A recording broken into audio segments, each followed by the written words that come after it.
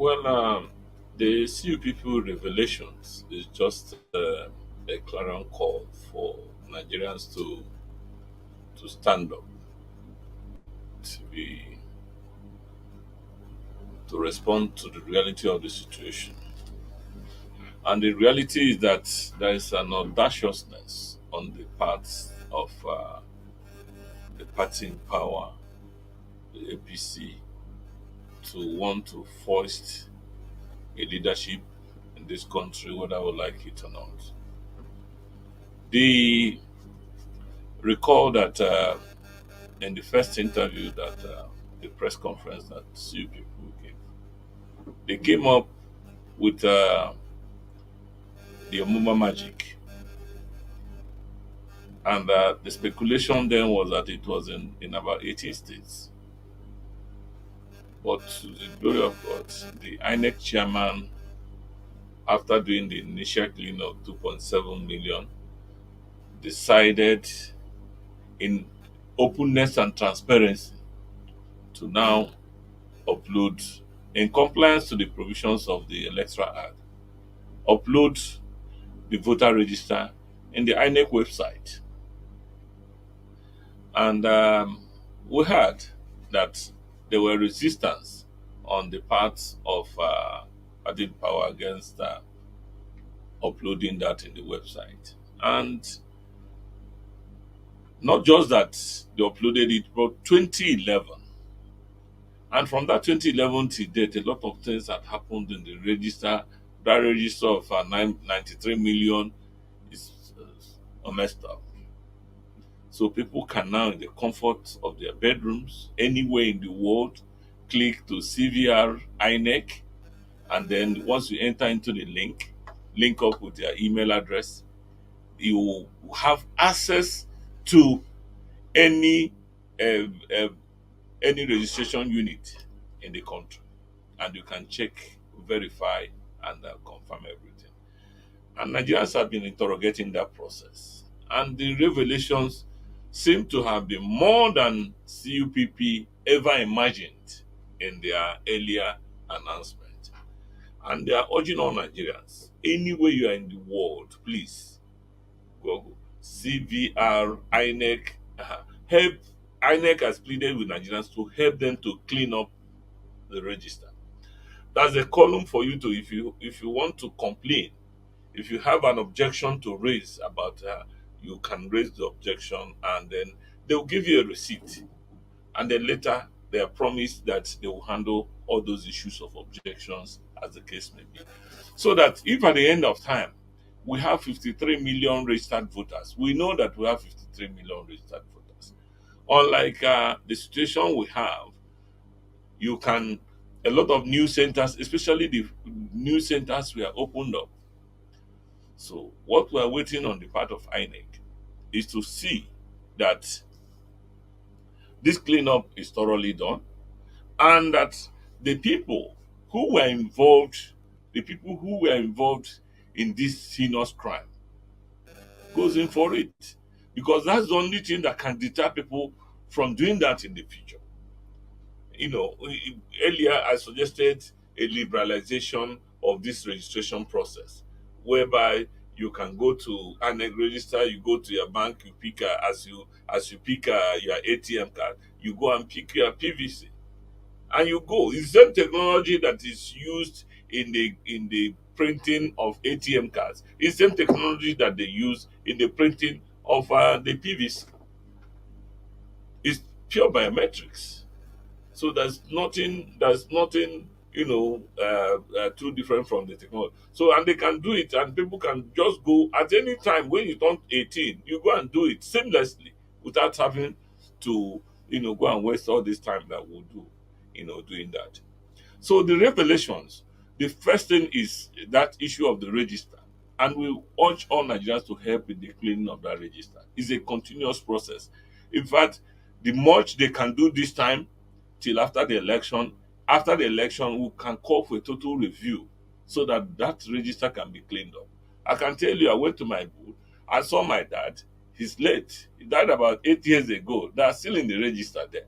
So, but if you need to go and put the death certificate before they can delete. So it will require a lot of people who have lost their people to go get their certificate, upload it in the system, and then so that they can delist the people from the register.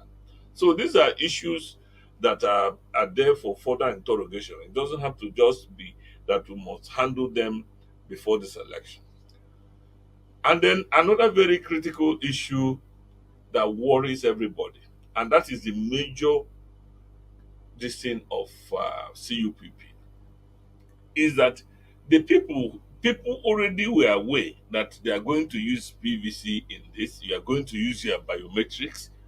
Why did they still go ahead to falsify these registrations?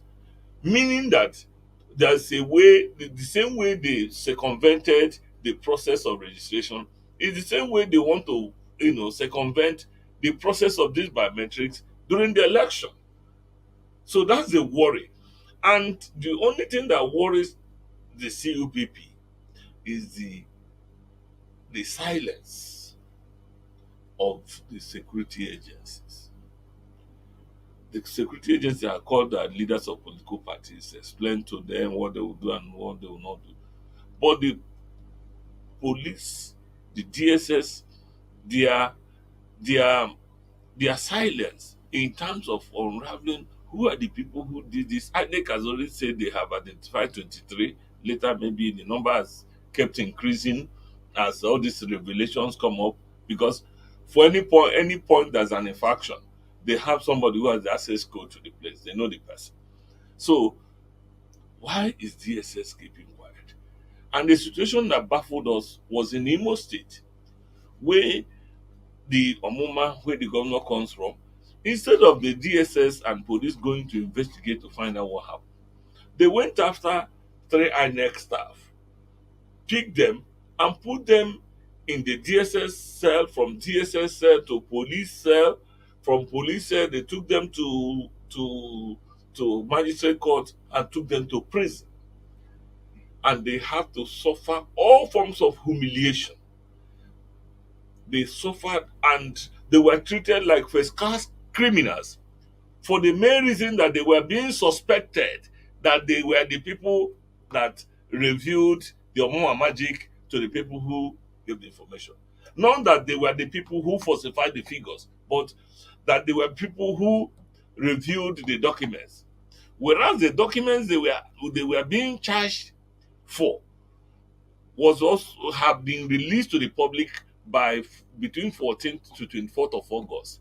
And they came up with a fictitious charge that by 17th of September that they reviewed that document to people.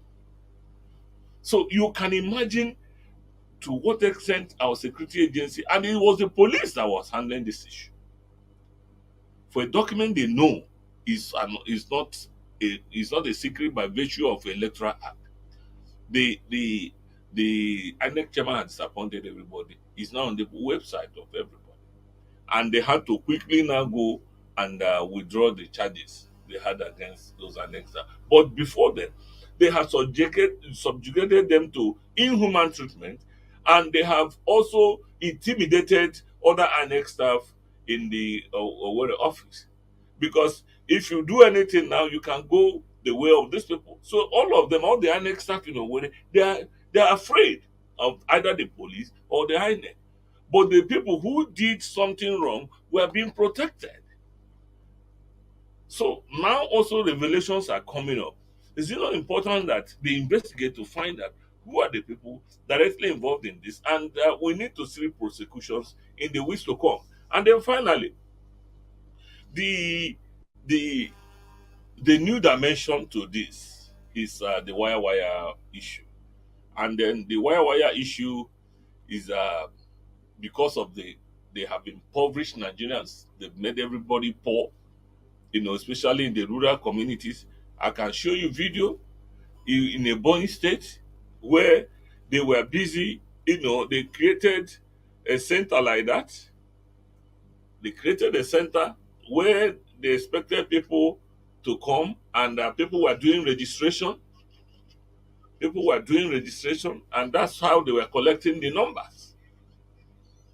So, with hope that if they collect all your numbers, you give them every detail about you. Somebody who has their BVN, have your account number, have your everything about you. So, and this is on the premise that at the end of time, they will pay them money a day or two before the election. We have elected the security agencies, we have elected the CBN, and the CBN should be able to control the banks to see that mass transfers of funds in large quantity does not take place during that election period.